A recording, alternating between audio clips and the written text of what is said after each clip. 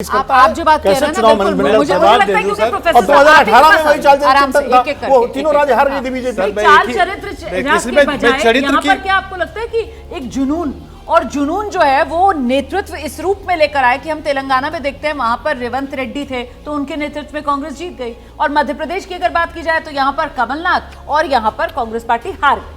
जीवन तो वो रेवंत रेड्डी में क्यों जीत गई, ये तो सबसे बड़ा प्रश्न है। हाँ। और यहीं पर पार्टी और पार्टी के संविधान और पार्टी का जो अनुशासन है और उसकी विचार है, इन सबों का योगदान है।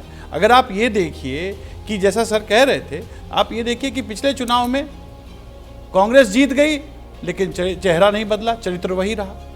मतलब पुरानी जब मध्य प्रदेश के चुनाव की बात 2018 की, राइट। और अब देखिए अब क्यों बदलाव करना पड़ रहा। जैसा सर ही कह रहे थे, अगर उसी समय बदलाव हो गया होता तो शायद चरित्र में भी बदलाव मान लिया जाता, परसेप्शन में लोगों को लगता कि ये नई पिछली बार तो उनके नेतृत्व में चुनाव लड़ा गया था ना, और फिर उन्हीं को कमान सौंप दी गई। कहाँ कमान सौंपा गया? नेतृत्व तो सचिन पायलट जी का था राजस्थान में। देखिए और यहाँ पर कमान सौंपा गया, यहाँ का था कमान अलग सौंपा गया। मैं कई बार आपके शो में कह चुका हूँ कि हम लोग कोई एक कारण नहीं होता है। मैंने हमेशा कहा, जो एक बात जो मैं कहता हूँ, रिफॉर्मिज्म एंड सोशलिज्म गो टुगेदर। लाभ जो है ना एक चीज है, ये आज से नहीं, लेनिन ने भी कहा था कि हमारे पीछे चलने वाले 99% अपॉर्चुनिस्ट हैं, ये सबके सब इसलिए आ रहे हैं कि इनकी जिंदगी बेहतर हो जाएगी। देखिए दो चीज होती है, व्यक्तिगत हित कि मेरी अपनी जिंदगी में क्या बदलाव आया, फिर आदमी सामाजिक प्राणी है, वो देखता है कि समाज में क्या बदलाव हुआ, इंफ्रास्ट्रक्चर कितनी बदली, राष्ट्र से भी जुड़ा हुआ है।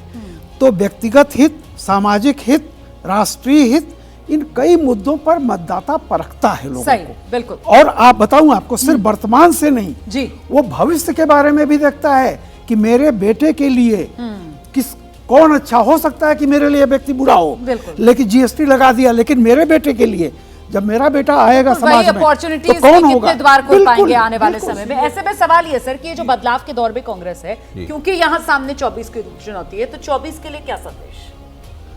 मैं तो अभी आपने पहले पूछा तब भी मैंने कहा था कि संगठन को बनाने का समय अभी नहीं है, वो वक्त आएगा 24 के बाद आएगा, क्यों अभी समय 3 महीना रह गया है व्यावहारिक रूप से, और इसी 1 महीने में उन्हें विपक्ष की राष्ट्रीय एकता दिखानी है। अगर जनता को एकता नहीं दिखाएंगे तो जनता आपकी किसी बात पे कोई विश्वास नहीं करेगी, और जो अनिश्चित वोटर होते हैं, जो आखिर तक सोच के वोट देते हैं, वो भी अंततः बीजेपी और मोदी को वोट दे देंगे। बिल्कुल सही है, मैं की बात सहमत हूँ। ये जो विश्वसनीयता एक बहुत बड़ा प्रश्न है। इंडिया गठबंधन को, कांग्रेस पार्टी की ज्यादा बड़ी जिम्मेदारी है, वो ये दिखाना है कि उस चुनाव से पहले उनके अंदर एकजुटता हो, और ये भी भरोसा देना है कि चुनाव के बाद भी एकजुट रहेंगे, तभी तो लोग विश्वास करेंगे। नहीं, मैं इंडिया गठबंधन पर अभी बात ही नहीं कर रही, मैं तो सवाल ये पूछ रही हूँ कि साहब ये कांग्रेस में जो बदलाव कांग्रेस की देखिए के जरिए 24 के लिए क्या गेंद पूरी तरह कांग्रेस के पाले में है, चाहे विपक्ष की एकता हो, चाहे उसका अपना संगठन हो, उसे तय करना है दोनों में प्राथमिकता क्या है। देखिए जो बदलाव जो कांग्रेस कर रही है, बिल्कुल सही कर रही है कांग्रेस। ये जो बदलाव हुए हैं उससे निश्चित रूप से कांग्रेस को ये लगा है कि गलतियां हुई हैं, क्योंकि करेक्शन की तरफ नहीं, मैं बताऊं, जैसे कि पूरे देखिए बीजेपी और कांग्रेस का फर्क देख लीजिए, पूरा राजस्थान आपके दो चेहरों पर टिका था, सचिन पायलट, अशोक गहलोत। बीजेपी बॉटम से एक चेहरा निकाल के लेके आती है, आप कभी इन दोनों नेताओं से आगे बढ़े ही नहीं। तो कम से कम अब कांग्रेस को लग रहा है कि ये जो क्षेत्रीय छात्र बने हुए हैं, इनको हटाने का अब वो टाइम है। अगर कांग्रेस पार्टी को स्ट्रेंथन करना है तो क्षेत्रीय छात्रों को हटाइए। सचिन पायलट के पास अभी संभावनाएं है राजस्थान में। सचिन पायलट पिछला चुनाव 2013 में उनका अध्यक्ष बनाया गया था, और 18 में जो उनकी मेहनत थी उसका फायदा कांग्रेस पार्टी को मिला था। तो अभी उनको मुझे लगता है जिम्मेदारी देनी चाहिए। कांग्रेस, अशोक गहलोत तो कमलनाथ और दिग्विजय सिंह वाली भूमिका में है, उनकी भूमिका केंद्र में हो सकती है राष्ट्रीय स्तर पर, और खबर भी आ रही है शायद भूपेश बघेल अशोक गहलोत को जनरल सेक्रेटरी बनाया जाए। लेकिन राजस्थान में अभी पार्टी फैसला करने में थोड़ा सा समय ले रही है, जो कर देना चाहिए जैसे मध्य प्रदेश में किया है।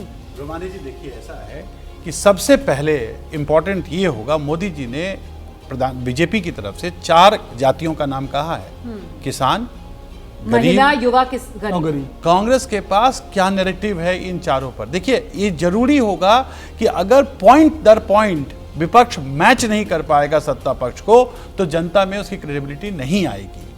ये ठीक है कि हम चाहते हैं कि लोकतंत्र में एक सशक्त विपक्ष हो, अच्छी पार्टी हो, वो सही है, लेकिन जब परसेप्शन पर युवाओं को सूट नहीं करेगा और युवाओं को अपील नहीं करेगा, मैंने आपको थोड़ी देर पहले कहा था ब्रेक में जाने से पहले कि होता क्या है कि दौर इस पार्टी का, खास करके भारतीय जनता पार्टी का लंबा दौर है, ये लोगों को लगता है।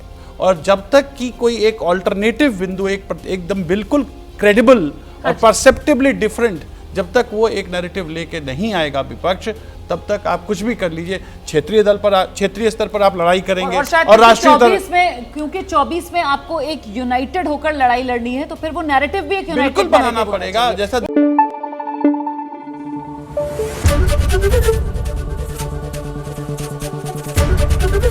एबीपी न्यूज आपको रखे आगे।